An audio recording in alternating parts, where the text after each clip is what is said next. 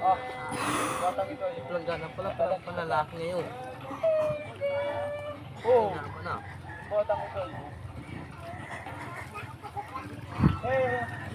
Tapos nila sabi nila sa bahay. Panlalaking labahan. Ang planggana, laki. Panlalaki talaga. Ito malaki planggana, panlalaki yan.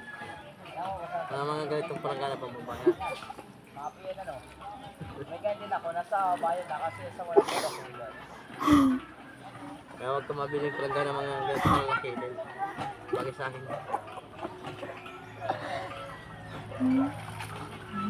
Hoy! Hoy! Eh, nakaksin mo yung tubig ay.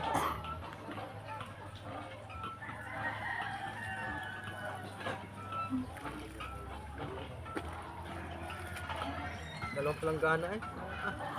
Kailangan po ah.